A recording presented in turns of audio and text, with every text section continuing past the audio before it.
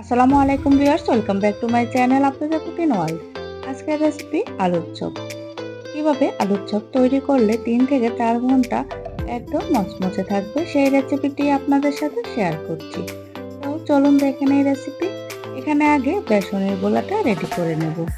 এখানে 1 কাপ বেসন নিয়েছি, 1/4 কাপ নিয়েছি চালের গুঁড়ি, 1/4 কাপ নিয়েছি ময়দা। এখন ময়দার মিশ্রণটা ভালো করে চেলে নেব।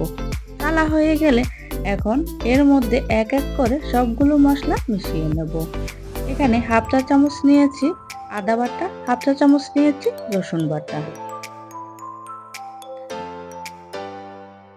হাফ চা চামচ নিয়েছি লবণ,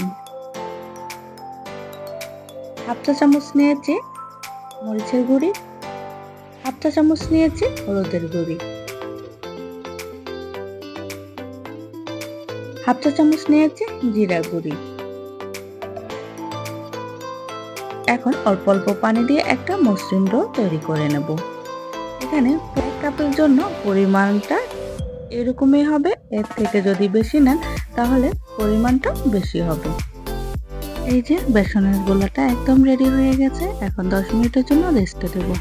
বেসনের গোলাটা পারফেক্ট হয়েছে কিনা তার জন্য একটা আঙ্গুল চুবিয়ে দেখিয়ে দিচ্ছি। দেখুন আঙ্গুলটা একদম কোট হয়ে গেছে, তার মানে আমার বেসনের গোলাটা একদম পারফেক্ট হয়েছে। এখানে 3টা আলু সিদ্ধ করে নিয়েছি, আলুটাকে আগে থেকে ম্যাশ করে নিয়েছি। 2 টেবিল চামচের মতো দিয়েছি পেঁয়াজ বেরেস্তা, হাফ চা চামচ দিয়েছি চিলি ফ্লেক্স, হাফ চা চামচ দিয়েছি চাট মশলা। চাট মশলার পরিবর্তে আপনারা এখানে ভাজা জিরা গুঁড়িও দিতে পারেন।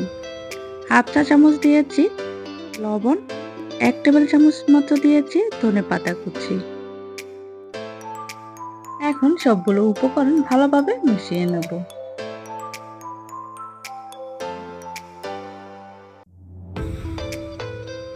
মিশানো হয়ে গেলে এখন আলুর চপগুলো তৈরি করে নেব।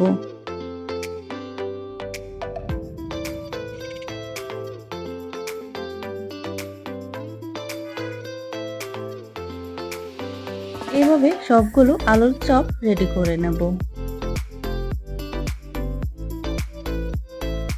একইভাবে সবগুলা আলুর চপ তৈরি করে নিয়েছি।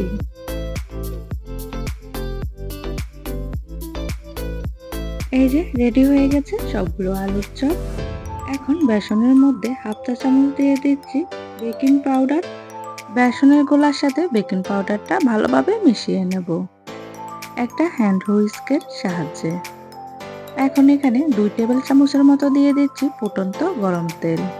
এই তেলটা বেসনের মধ্যে আগে থেকে দিলে তেলের মধ্যে যখন আলুর চপগুলো ভাজবো তখন বেসনটা তেল বেশি টানবে না। তেলটা ভালোভাবে বেসনের সাথে মিশিয়ে নিয়েছি। আলুর চপ একটা বেসনের মধ্যে চুবিয়ে তেলের মধ্যে দিয়ে ভেজে নেব। চুলায় আগে থেকে তেল বসিয়ে দিয়েছি, তেলটা গরম হয়ে গেছে। এখন এক এক করে আলুর চপগুলো তেলের মধ্যে দিয়ে দেব। এক পিঠ গোল্ডেন কালার হয়ে গেলে অন্য পিঠ উল্টে দেব।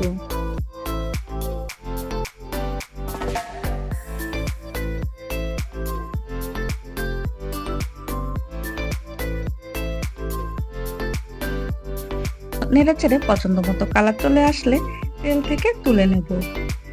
এই যে আলুর চপ ভাজা হয়ে গেছে, এখন পরিবেশন করছি। আশা করছি সকলের ভালো লেগেছে। ভালো লাগলে প্লিজ আমার চ্যানেলটিকে সাবস্ক্রাইব করবেন আর একটা লাইক দিয়ে দেবেন।